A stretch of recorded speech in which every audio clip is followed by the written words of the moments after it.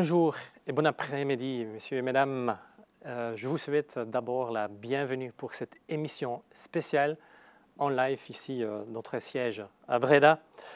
Il faisait très beau hier et c'était pour une bonne raison, parce que Scania a présenté hier en fait sa nouvelle plateforme e-mobility et en mettant l'accent sur un nouveau camion électrique à batterie et son nouveau plug-in hybrid. Et dans les 30 prochaines minutes, j'en parlerai avec des divers dirigeants de Scania. Vous avez la possibilité de poser des questions, donc n'hésitez pas et j'essaierai de les poser à chacune de mes invités. Je commence avec Koen Appels. Koen, Services Director de Scania Benelux, sois aussi la bienvenue ici à ma table. Donc hier, Scania a présenté sa nouvelle plateforme. Puis-tu me dire l'importance, quelle est l'importance en fait de cette plateforme pour Scania? Scania a de grandes ambitions en matière de réduction des émissions de CO2. Et nous devons, comme tous les autres fournisseurs, atteindre les objectifs européens de réduction de CO2 de 15% d'ici 2025 et de 30% d'ici 2030. Mais Scania s'est également engagé à respecter les objectifs scientifiques. Une initiative, entre autres, des Nations Unies et du Fonds mondial pour la nature. Et de réduire nos propres émissions de 50% et les émissions de nos produits de 20% d'ici 2025. Alors c'est encore plus strict que l'objectif européen et aucun de ces objectifs c'est pas sans engagement. Ok, d'accord. Et comment cela se traduit dans la pratique? Scania travaille sur plusieurs fronts. Également, ces temps de Corona, pour par exemple rendre les bâtiments, les usines, les activités et les programmes de camions, bus et services plus durables. Pas à pas, on y vient, mais nous y travaillons très dur. D'accord. Et qu'est-ce que cela signifie pour les usines, par exemple? Cette année, les 10 usines Scania à travers le monde ont abandonné les sources d'énergie fossile. Et l'étape suivante consiste à les rendre totalement neutres en termes d'énergie. Un exemple, c'est Scania Production Maple.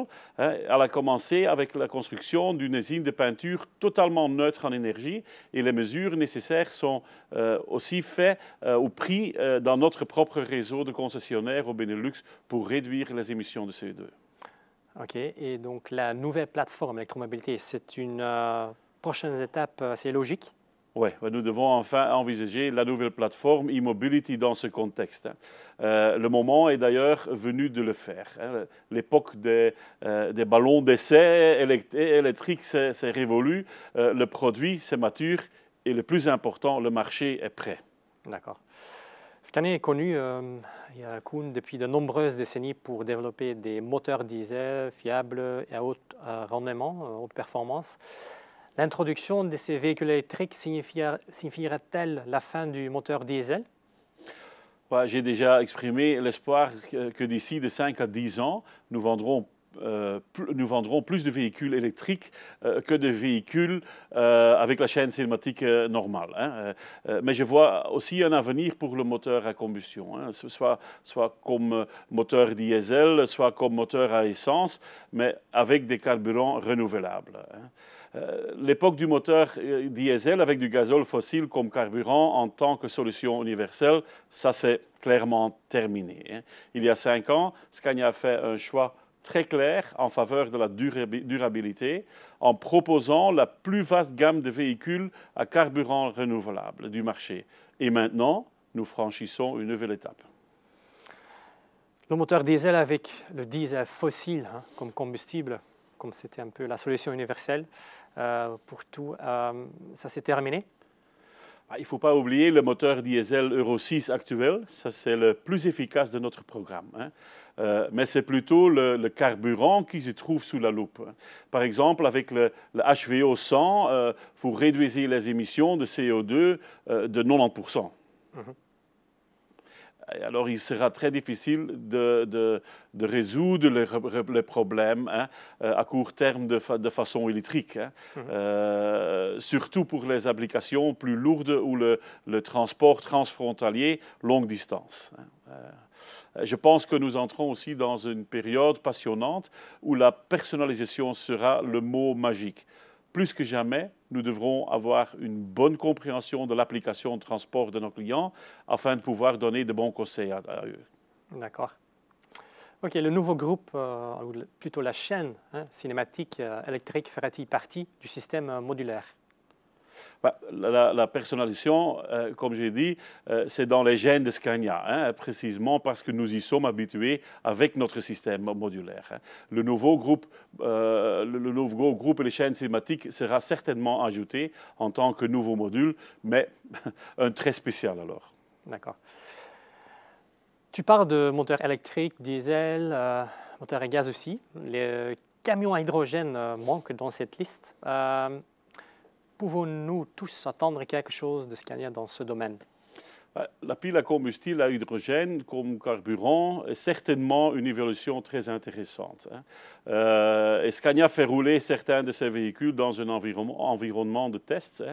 Mais le défi avec l'hydrogène est qu'il faut encore beaucoup d'énergie pour fonctionner avec ce carburant. De toute l'énergie, seuls 30 à 35% sert finalement pour la propulsion du véhicule. Pour Scania, ce rendement n'est tout simplement pas suffisant pour entrer sur le marché à court terme. Mais bien sûr, on suivra le développement de très près.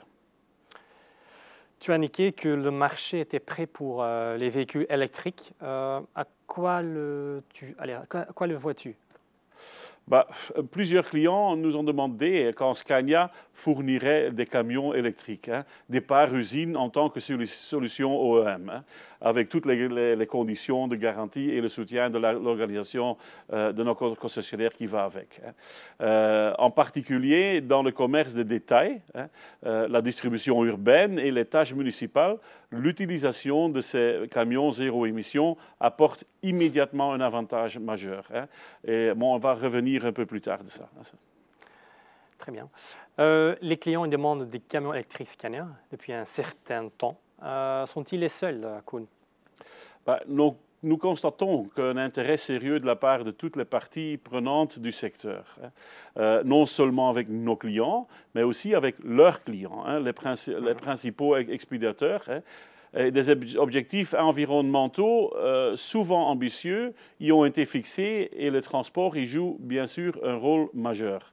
On constate cet intérêt dans les gouvernements depuis quelque temps déjà, à la fois localement, avec par exemple des zones environnementales et des Green Deal, et à l'échelle nationale aussi, où l'accent est mis sur les véhicules électriques. Bref, un bel avenir pour l'électrification des transports. Oui, et nous voyons bien sûr un rôle important pour le transport électrique dans notre programme, en plus des autres solutions durables. Et nous sommes convaincus que l'ensemble de l'industrie des transports est consciente du processus qui a été enclenché et ça n'arrêtera pas. Nous avons besoin de suffisamment d'électricité pour recharger en fait les camions. Dans ce domaine, nous entendons souvent parler des défis nécessaires concernant le réseau électrique. Quelle est ton opinion à ce sujet, Koen? Il y a deux conditions importantes à remplir pour que les véhicules électriques à batterie soient vraiment un succès. La première concerne la capacité de notre réseau électrique actuel. Afin de pouvoir recharger un nombre croissant de camions électriques, la capacité du réseau devra être considérablement augmentée. Et ce signal a déjà été envoyé aux autorités auparavant, mais à mon avis, il n'a pas été suffisamment répété. Et de notre côté, le nombre de camions et d'autobus augmente et la capacité de chargement doit suivre les rythmes. Ce serait dommage de laisser passer cet élan. Tu as parlé de 2 conditions. Quelle est l'autre condition, hein, Koen? L'autre condition concerne la provenance de l'électricité, bien sûr. Nous ne prendrons vraiment de mesures que si elle est également générée de façon 100% écologique. Sinon, nous allons simplement déplacer les émissions de CO2 du pot d'échappement du camion vers la cheminée de la centrale électrique. Et cela n'est pas l'intention, bien sûr. Non, je suis d'accord. Tu veux en fait dire que les émissions de CO2 disparaissent du centre-ville, mais ils sont générés ailleurs. C'est vrai? Oui, exactement. Ceux qui vivent dans les environs immédiats où le camion électrique est déployé seront satisfaits, bien sûr, mais les habitants vivant à la proximité de la centrale ne seront pas. Et dans l'ensemble, cependant, cela ne nous aide pas. Si nous voulons sérieusement prendre des mesures pour atteindre les objectifs de l'accord de Paris et limiter le réchauffement climatique, il y a beaucoup à faire, je pense. Ok. Très bien, Koen. Je résume pour les spectateurs. Donc, les Scania électriques à batterie seront importantes pour certaines applications de transport, mais il y aura aussi un besoin pour des moteurs diesel fonctionnant, ou au gaz aussi, fonctionnant avec des carburants renouvelables. Le marché est prêt et il y a une demande concrète pour une solution EEM, donc proposée par le fabricant. Le travail sur mesure deviendra encore plus important dans l'avenir et les compagnies d'électricité doivent passer à une vitesse supérieure en ce qui concerne donc l'infrastructure de recharge et l'écologisation de l'énergie produite. Je l'ai bien résumé, Koen? Oui, je dirais que les gestionnaires de notre réseau électrique doivent passer à la vitesse supérieure pour éviter que tout le processus de durabilité ne stagne. Nous sommes maintenant dans un flux où il y a un soutien dans le secteur et en fait, dans toute la société, dans une utilisation plus large des camions électriques. Les transporteurs doivent également avoir l'assurance que ces camions peuvent continuer à être utilisés maintenant, mais bien sûr aussi à l'avenir. Ok. Merci pour ta contribution, Koen, et on se voit plus tard dans cette émission. Chers spectateurs, Scania a présenté non seulement sa plateforme e-mobility, mais également donc, le premier véhicule d'une nouvelle série. La cabine vous semblera, je suis sûr, familière, mais sous la cabine se trouve une toute nouvelle chaîne cinématique.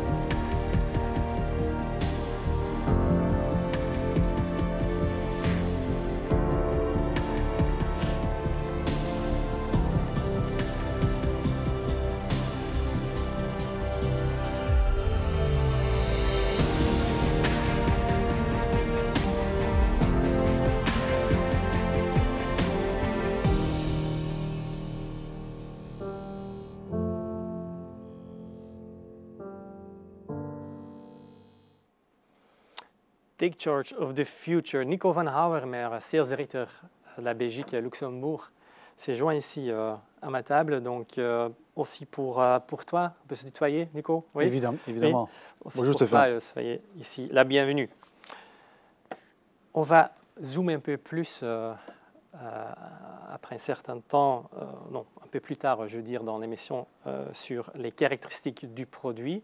Tout d'abord, je souhaiterais en fait parler de nos clients, les clients chez qui nous allons voir les premiers véhicules en avant-première, je dirais. De quel type de clients il s'agit? D'abord, je commence, Stéphane, avec...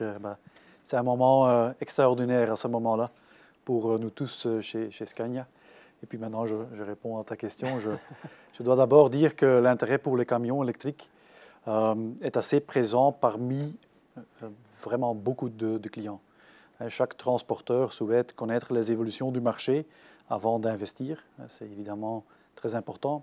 Et cette question nous revient donc régulièrement.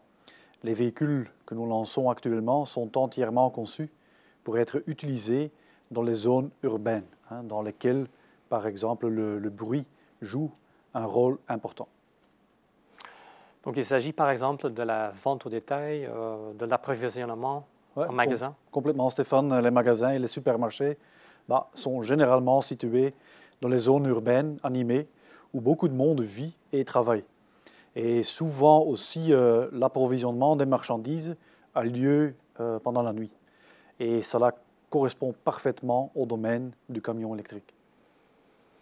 Et cela s'applique à la fois aux camions électriques à batterie ou aux plug-in hybrides. Oui, tout à fait. Les deux camions peuvent être opérés sans problème dans une zone zéro émission et les deux peuvent faire leur travail de façon complètement électrique. Quelque chose de particulier ou de particulière avec le plug-in hybrid, il y a toujours la possibilité de revenir au moteur à combustion sur l'autoroute, mais de préférence aussi avec un carburant renouvelable tel que le HVO. Nico, tu en discutes avec les clients. Quelle est concrètement la demande que tu reçois? Ouais, ces demandes varient énormément, de la demande d'une réduction des émissions CO2 à une émission nulle intégrale pour la société. Nous avons été en mesure de remplir la première de ces demandes pendant déjà plus de 5 ans avec nos moteurs GNL et GNC. Et pour les émissions nulles, nous avions déjà le camion hybride. Ce qu'on fait dès lors, c'est ajouter un beau supplément dans notre gamme durable. OK.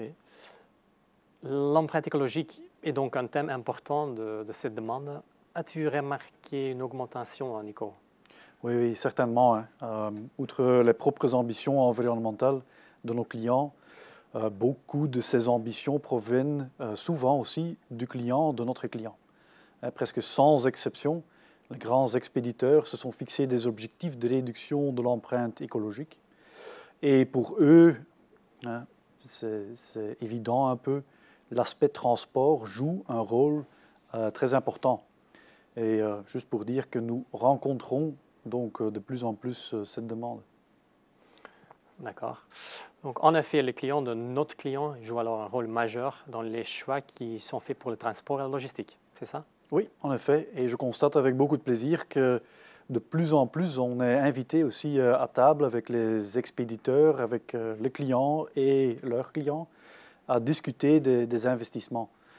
Cela donne rapidement un aperçu des possibilités et aussi un meilleur aperçu des motifs, des besoins. En fin de compte, nous tirons tous profit lorsque la solution de transport finale devient de plus en plus personnalisée aux besoins de notre client. Il y a plus de parties prenantes impliquées dans ce processus que le client et son client. Tu en parles également à d'autres personnes. Un bon exemple est le fournisseur de carburant. Les choix de carburant se sont bien sûr considérablement élargis ces dernières années.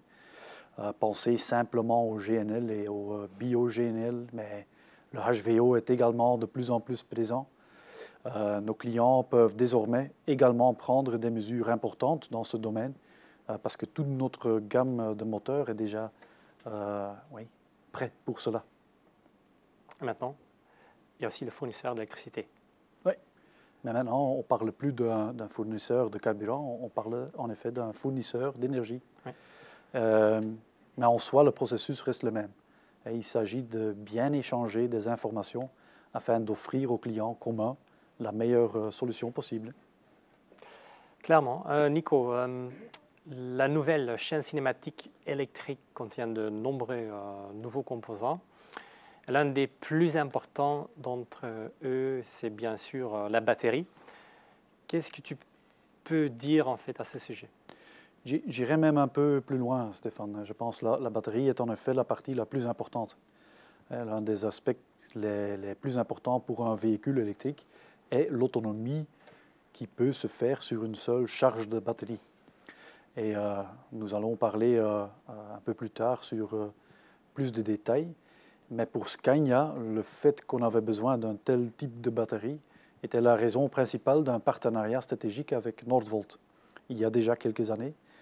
Et ça servait à développer une batterie de camions conforme à toutes nos normes et nos standards Scania. Et évidemment, tout le monde le sait, les développements dans ce domaine vont très vite. Et notre nouvelle plateforme va nous permettre de mettre rapidement en œuvre ce développement dans nos véhicules. Ça nous donne beaucoup de confiance. Et cela, à son tour, est tout à fait conforme à notre philosophie de la maison, je dirais, d'amélioration continue. Scania, Nico, a toujours été en fait une marque pour laquelle les chauffeurs sont d'une importance capitale. Traditionnellement, on leur accorde beaucoup d'attention. Comment cela fonctionne-t-il pour les véhicules électriques? Le conducteur a toujours été important et en effet, il y a même encore une croissance de cette importance, je dirais. Il ou elle détermine dans une large mesure la consommation de carburant d'un camion équipé d'un moteur diesel ou à gaz et, en ce qui concerne un camion électrique, l'autonomie. Peut-être un détail intéressant, mais tous nos véhicules électriques peuvent également être rechargés par freinage, par récupération, un peu semblable à une voiture de Formule 1 moderne, mais juste pour dire qu'en effet, l'aptitude et la façon de conduire du chauffeur devient de plus en plus important. Alors pour nous, important de continuer à bien former, bien encadrer ces chauffeurs. Et tout cela fait heureusement partie de notre offre globale chez Scania que nous pouvons proposer chaque jour aux clients. C'est la dernière question pour cette partie et c'est en fait ma question, je dirais, la plus préférée. Quand les clients ils peuvent t'appeler, Nico, pour en commander un? Ils peuvent tous me contacter, je dirais, dans un petit quart d'heure. C'est noté, oui. Ouais. Blague à part, Stéphane, la prise de commande officielle à l'usine va commencer en novembre. Ça nous donne encore un peu de temps pour préparer certaines choses. Et les premiers camions seront livrés au début de l'année prochaine. On se réjouit déjà côté Scania de ces moments de lancement. OK. Merci Nico pour ces éclaircissements. Pour résumer, chers spectateurs, donc l'accent est d'abord mis sur les activités en milieu urbain et l'approvisionnement des magasins. Les deux véhicules, donc les camions électriques et batteries et le nouveau plug-in hybrid, conviennent aux zones à émission zéro. Il y a plus en plus de contacts avec les expéditeurs, mais aussi les compagnies d'électricité. Les évolutions en matière de batterie sont très rapides et très importantes. Que le chauffeur, oui, ça reste super important pour nous, n'est-ce pas, Nico? Complètement. On va regarder s'il y a des questions aussi pour toi. Oui, en effet, il y a une question. Quel est le prix d'achat? Oui, ça c'est une question que je ne m'avais pas attendu de cette question. Bon, de nouveau, Stéphane, juste pour un peu... on vient d'expliquer que chaque camion qu'on établit, c'est en soi un projet. Oui. Alors c'est énormément difficile d'exprimer un seul prix. C'est quelque chose qu'on va établir dépendant des besoins des clients. Je pense une réaction importante, c'est de dire que le calcul TCO, Total Cost of Ownership, ça, on doit faire avec chaque de nos clients séparément. Et peut-être une autre réaction que je peux avoir sur cette question aussi, c'est le fait qu'avoir une voiture électrique peut parfois faire la différence entre faire le business ou pas du tout, quand on parle de zone à émission zéro. OK. Nico, il est maintenant grand temps de se concentrer sur les principaux points de technique, je dirais, de nos deux nouveaux produits. Donc, oui, la parole est à toi, Nico. Oui, merci. En effet, Stéphane, j'ai le plaisir et l'honneur de présenter à tout le monde ces détails produits. Et je vais vous présenter aujourd'hui tous ces détails sur ces deux nouveaux véhicules électriques. Bien entendu, nous sommes actuellement en mesure de faire fonctionner de nombreux véhicules avec des carburants renouvelables, durables. En outre, nous avons un camion hybride dans le programme depuis déjà 2015. Et la première génération, toujours dans la série PGR, et d'ailleurs depuis 2017 également dans la nouvelle génération. Ces camions sont déjà utilisés par de divers clients. Et la première nouveauté de ce jour concerne un hybride rechargeable multi-batterie. Il est basé sur l'hybride actuel, mais avec plus de capacité de batterie. La version actuelle dispose d'une autonomie de 10 km pour le mode tout électrique, ce qu'on appelle le last mile en centre-ville. Avec notre nouveau PHEV, le Plug-in Hybrid Electric Vehicle, nous augmentons l'autonomie à même 60 km. Cela signifie que nos clients peuvent continuer à conduire de façon entièrement électrique dans le centre-ville pendant beaucoup plus de temps. Et que le nouveau PHEV est un camion à part entière pour chaque zone à émission nulle. Le PHEV multibatterie sera disponible en combinaison avec une cabine L ou P, ce qui est idéal pour la distribution urbaine et régionale.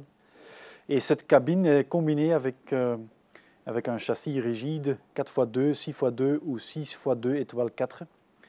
Et le nouveau système hybride sera associé à un moteur thermique de 9 litres, donc un 5 cylindres diesel de 280, 320 ou 360 chevaux. Ce moteur diesel 5 cylindres est couplé à un moteur électrique de 130 kW. Le moteur électrique de 130 kW est alimenté par 3 jeux de batterie de 30 kWh chacun, ce qui porte le total à 90 kWh. Maintenant, avec le plug-in hybrid, il est possible de le charger via un connecteur CCS2, Complete Charging System. Ça, c'est la dénomination de cette abréviation. Le conducteur peut bien entendu toujours recharger les systèmes au moyen du freinage régénératif. Et la combinaison d'un moteur diesel pour autoroute et d'un mode centre-ville entièrement électrique offre le meilleur des deux mondes, je dirais. Lorsque le camion roule au HVO, l'impact sur l'environnement est presque négligeable, tandis qu'il y a beaucoup de flexibilité d'utilisation.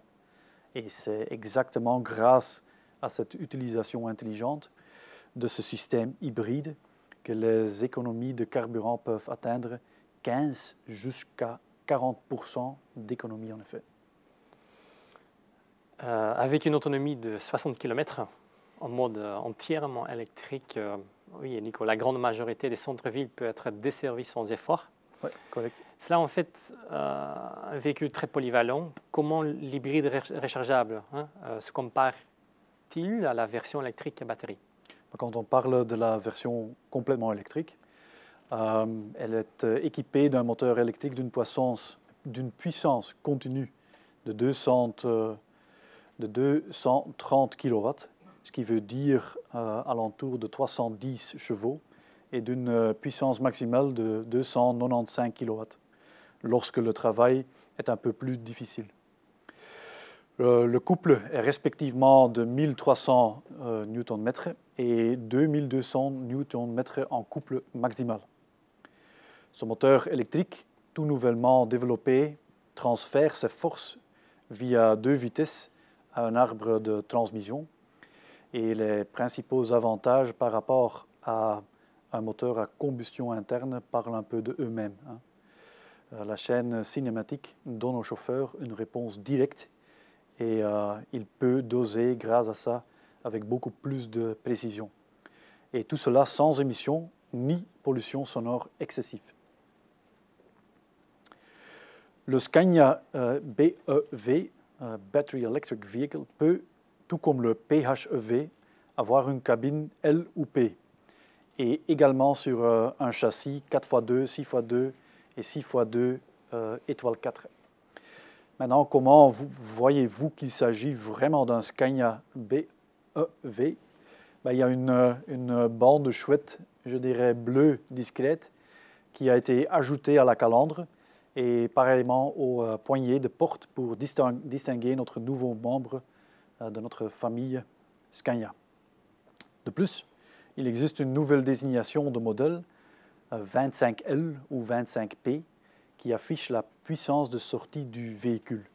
Si c'est 250 kW, on parle de 25 L. Et ceci varie selon la version choisie.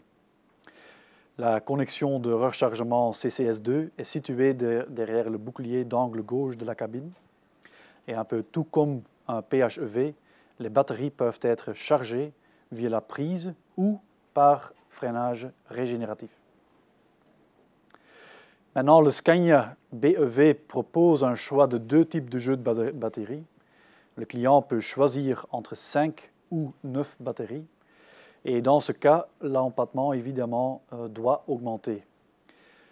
3950 mm au minimum pour les 5 batteries et 4350 mm pour les 9 batteries, avec un empattement maximum de 5750 mm. Le camion est disponible avec l'option de 5 batteries pour un total de 165 kWh ou de 9 batteries avec une puissance installée totale de 300 kWh. Avec 5 batteries, l'autonomie est de 130 km et avec 9 batteries, l'autonomie va jusqu'à 250 km. La gamme, bien évidemment, dépend du poids, du type de carrosserie et de la topographie. Mais en général, tous ces éléments inclus, cela porte l'autonomie maximale de notre Scania électrique à pas moins que 250 km. Maintenant, un dernier point assez important, il est possible d'extraire de l'énergie électrique des batteries pour la structure qui est mise. La puissance maximale de la structure est de 60 kW.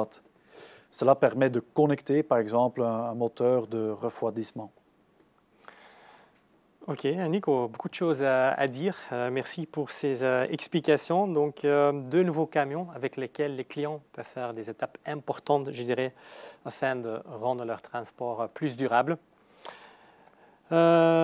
S'il faut choisir, et tu les mets côte à côte, en fait, ces 2 nouveaux camions, lesquels tu préfères, quels camions doivent les clients choisir? Difficile à répondre, Stéphane, parce que cette décision appartient complètement au client et nous le conseillerons bien évidemment au mieux. Ce sont 2 produits avec autant de similitudes que de différences. Et si vous passez beaucoup de temps sur l'autoroute et le kilométrage est important parce que ça doit être plus élevé, le PHEV est plus approprié. Si l'accent, par contre, est mis dans le centre-ville, le BEV peut être le meilleur des choix. Ok. On regardera ensemble les questions. Oui, il y a une question. Scania prévoit-elle l'ancien tracteur électrique dans l'avenir? Pour l'instant, ce n'est pas prévu, parce que l'empattement qui est nécessaire, ou comment dire, les mesures de l'empattement qui sont nécessaires pour mettre les batteries, 5 ou 9, ne permet pas de construire un véhicule tracteur. Par contre, dans notre gamme actuelle, avec l'hybride actuel, on offre la possibilité d'un tracteur. Ok. Merci Nico. Avec beaucoup de plaisir. Merci. Comme pour tous nos véhicules, chers spectateurs, notre gamme de camions électriques à batterie comprend également un support bon et fiable de notre réseau de concessionnaires en ce qui concerne évidemment la maintenance et les services sur mesure. J'en parle avec notre directeur Service Benelux, Koen Appels, à nouveau. Soyez la bienvenue. Merci. Puis tu as indiqué aux spectateurs l'impact de ces nouveaux camions sur le réseau de services. Comme toujours, lorsque des produits entièrement nouveaux sont proposés, nous fournissons le meilleur soutien possible de la part de notre organisation de concessionnaires. Les véhicules sont de plus en plus complexes et il devient de plus en plus difficile pour nos clients de les réparer eux-mêmes aussi. Alors, ils peuvent bien sûr nous déléguer cela en toute confiance et bien sûr aussi pour ces véhicules électriques. Les clients peuvent-ils se rendre dans n'importe quel atelier Scania pour cela? C'est le but, bien sûr. Comme toujours, nous suivons un peu la demande du marché. Pour pouvoir être autorisé à entretenir un véhicule, véhicule électrique, un équipement spécial et une formation spécifique et même une certification supplémentaire sont nécessaires. Alors, pour l'instant, nous accompagnons les clients dans 4 garages, ateliers déjà au Benelux avec leurs véhicules hybrides. Et ce garage-là sont bien sûr déjà été agréés comme garage électrique. De la part de l'organisation de service, le client reçoit naturellement le soutien nécessaire de son atelier permanent lorsqu'il commence à parcourir les premiers mètres avec ce nouveau véhicule. OK. Ce déploiement suit l'élément du marché, se fera progressivement. Quand comptes-tu disposer en fait d'un réseau complet au Benelux, Koen? Ouais, comme déjà dit un peu, cela dépend entièrement du marché lui-même. Tout à l'heure, j'ai dit que d'ici de 5 à 10 ans, nous prévoyons de vendre plus de véhicules électriques que de camions équipés de moteurs à combustion traditionnelle. Alors, mon estimation est que nous aurons une couverture nationale bien avant ce moment-là. Il suffit de comparer au déploiement du GNL et du GNC. L'entretien de ces moteurs nécessite également des ajustements dans l'organisation d'ateliers et nous surveillons le marché à cet égard.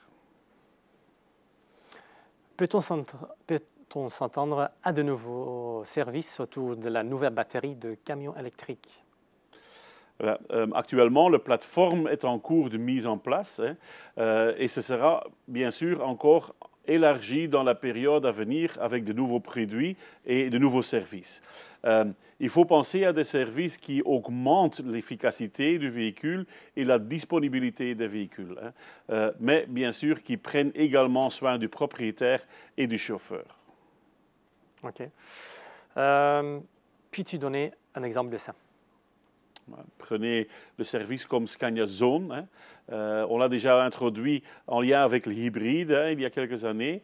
Il détecte par exemple les zones environnementales dans les centres-villes et ajuste automatiquement la propulsion en conséquence, en passant la propulsion entièrement électrique là où c'est obligatoire.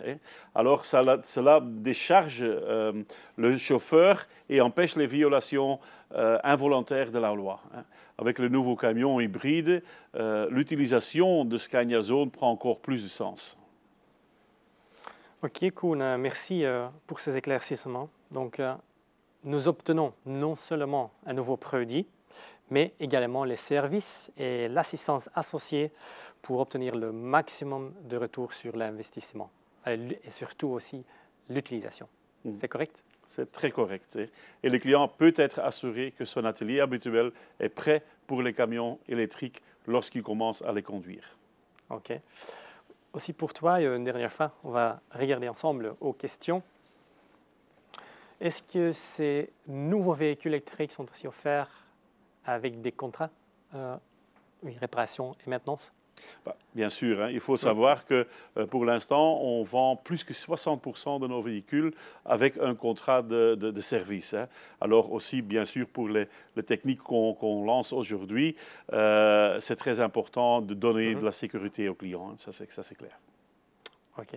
Merci, Koen, pour encore une fois ta contribution.